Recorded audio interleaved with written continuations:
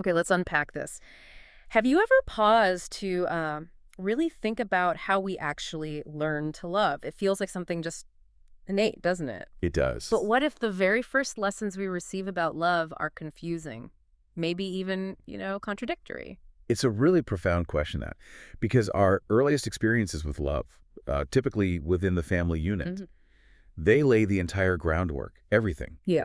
for how we perceive and practice love throughout our lives. Right. And what's fascinating here, or maybe concerning, is how often this fundamental schooling sort of goes awry. Exactly. And that's what we're taking a deep dive into today. We've got some fascinating source material here from hooksh2.pdf, and it really challenges some of our most deeply held assumptions about childhood, discipline, and the very meaning of love itself. Yeah, and our mission with this deep dive really is to pull out the critical insights, how children learn love, how certain societal norms, certain parenting practices can distort that learning, and why, fundamentally, true love for children. Well, the source argues it can't exist without justice. That's a strong claim. It is. And you might be surprised by what you uncover about your own understanding of love as we explore this. Okay, so let's start with the foundation. The blueprint, maybe. Childhood's first lessons. Hmm. The source quotes Judith VIORST saying, "Severe separations in early life leave emotional scars on the brain because they assault the essential human connection, the parent-child bond which teaches us that we are lovable, how to love." So it sounds like this initial bond is just absolutely vital, not just nice to have. It's more than vital. If we connect this to the bigger picture, this bond isn't just about feeling good, feeling secure. It's about forming the very core of our humanity. Wow. The source emphasizes that in a child's mind, love initially is pretty simple. It's just the good feeling you got when family treated you like you mattered and you treated them like they mattered. So a mutual sense of mattering, a good feeling. Exactly. It's perceived purely as a good feeling. Simple, direct. So what happens then when that simple good feeling definition well, complicated? Muddled. That's where the problems start. The source describes how children get really confused when they're, say, whipped and told that these punishments were for our own good, or "I'm doing this because I love you." That specific phrase. Right. And the source says the children instinctively know it's not right deep down, even if they kind of pretend to accept it on the surface. That creates a real disconnect, doesn't it? A huge one. And this raises an important question. Hmm. What about the flip side? Not just harshness, but maybe too much leniency. Ah, interesting point. The source highlights that overindulgence, Hmm. either, materially with stuff, or by allowing children to constantly act out, is also described as a form of neglect. A form of neglect, even if they're getting everything. Exactly. Mm. Such children, while they aren't being abused in the traditional sense, Yeah. they end up as unclear about love's meaning as their neglected and emotionally abandoned counterparts. Okay, hold on. This is where it gets really interesting, I think. Both extremes, the harsh punishment and the overindulgence, they lead children to associate love with good feelings in the context of reward and punishment. Is that right? That's what the source argues. They learn to think of love mostly as something given to them, Yeah. or just as getting what they want, whether it's a hug or a new sweater or a trip to Disneyland. It becomes transactional. And that makes it difficult for children to acquire a deeper emotional understanding. It keeps it superficial. Precisely. It stunts that deeper growth. And what's fascinating here is broadening out to the societal context. Okay. The source notes that fundamentally, love will not be present if the grown-ups who parent do not know how to love. It sounds obvious, but think about the implications. Yeah. Many adults, it says, across class, race, and gender, they testify to childhoods where love was lacking, where chaos, neglect, abuse, and coercion reigned supreme. That's a very stark picture. It's not just a few isolated cases, then. It's not according to this source. It cites Lucia Hodgson's book, Raised in Captivity, which apparently documents the reality of lovelessness in the lives of a huge majority of children in the United States. A huge majority. That's quite a claim. It is, and it suggests this isn't just about individual bad parents. It points towards a systemic issue. So how does this connect back to justice? You mentioned that earlier. Right. The source makes this very strong claim. There can be no love without justice. Okay, unpack that. What does that mean in this context? It argues that until our culture truly respects but also upholds basic civil rights for children, most children won't actually experience love. because, it says, the private family dwelling is often the one institutionalized sphere of power that can easily be autocratic and fascistic. Wow, strong language. Autocratic and fascistic. Yes, where parents are essentially absolute rulers and children legally have no legal recourse within that structure. That power imbalance is key. That lack of rights, that power imbalance negates the possibility of love is the argument. That's the core argument connecting love and justice here. Which leads to a really uncomfortable truth, doesn't it? It does. The source states that other adults rarely intervene to question or challenge what their peers are doing with their children. That possessive there. That's silence. The author talks about being at a party with educated, well-paid professionals, people you might think would know better, and almost everyone, over 30, spoke about the necessity of using physical punishment. Yeah, it's striking, isn't it, this normalization? And it raises this question. Why is there such a double standard? What do you mean? Well, the author describes this young mother at the party who actually bragged about the fact that she did not hit. That when her son misbehaved, she clamped down on his flesh, pinching him until he got the message. Oh, wow. And the other guests apparently supported her, or at least didn't challenge her. But, as the author points out, if a man did that same action to his wife, everyone would have been appalled. Right. Instantly. There'd be outrage. Exactly. So why the difference when it's a child? So what does this all boil down to? What's the core message here? I think the source wants us to see that the idea that abuse and neglect can coexist with love is one of the most important social myths we need to debunk. It's a fundamental contradiction. Yeah. It asserts very clearly abuse and neglect negate love. Full stop. Care and affirmation are the foundation of love. Yet, parents tell children they are loved even while abusing or neglecting them. And that, the source says, is a painful testimony to the failure of loving practice. It's a breakdown of what love actually means in action. And the long-term impact of this failure, it's profound.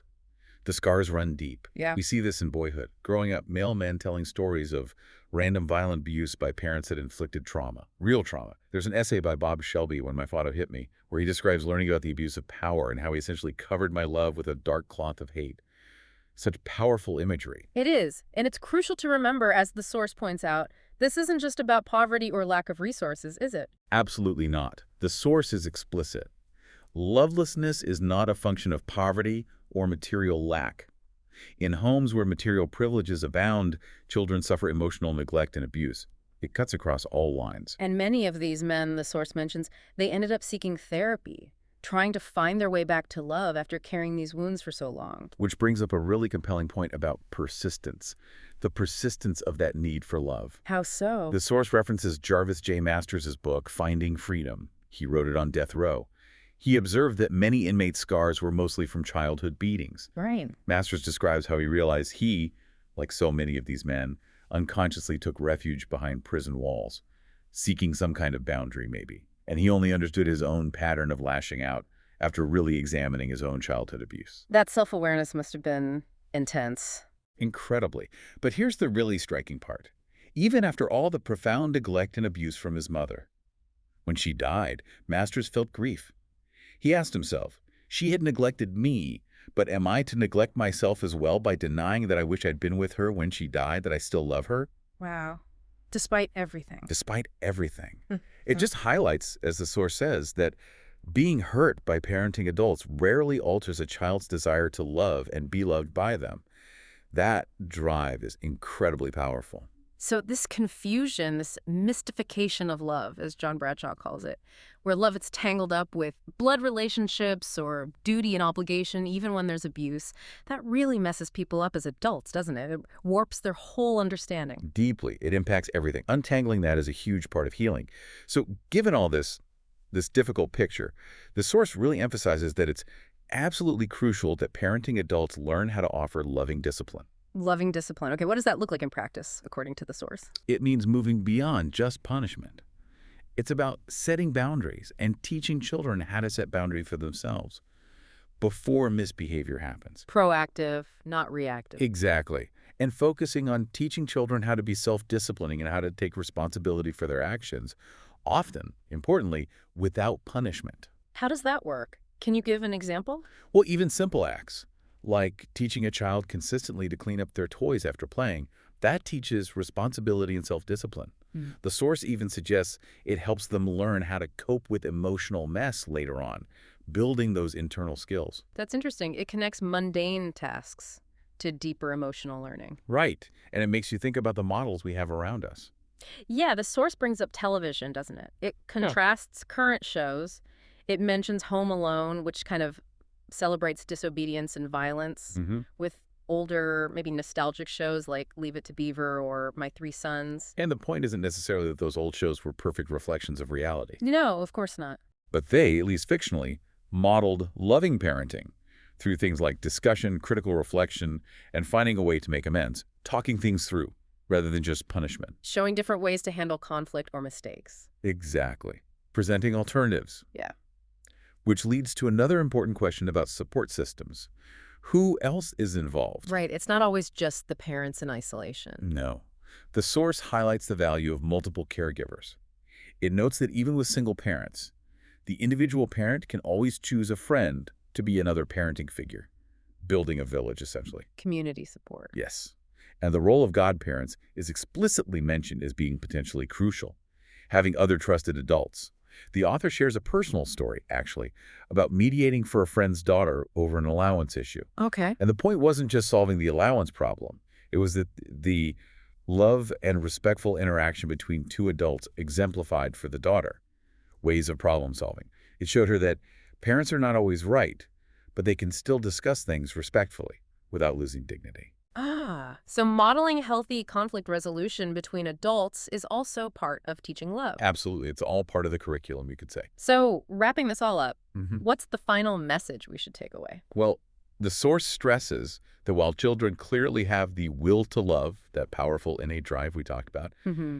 they still need guidance in the ways of love. They need to be taught actively. It's not automatic, even if the desire is there. Right. And the conclusion is quite powerful. Love is as love does. Actions, not just words. Precisely.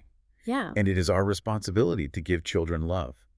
When we love children, we acknowledge by our every action that they are not property, that they have rights, that we respect and uphold their rights. It comes back to that justice piece again. Love as enacted respect for their rights and personhood. Wow, what a deep dive. Mm. Really looking at how our earliest experiences shape, maybe even define, our understanding of love and that profound link, that undeniable connection the source makes between love and justice for children. It really makes you rethink what it means to truly care for children, doesn't it? It certainly does. That Yeah. idea that without justice, there can be no love for children. Mm. It's a powerful takeaway. It really sticks with you. Absolutely. And for you, our listener, here's maybe a final thought to mull over.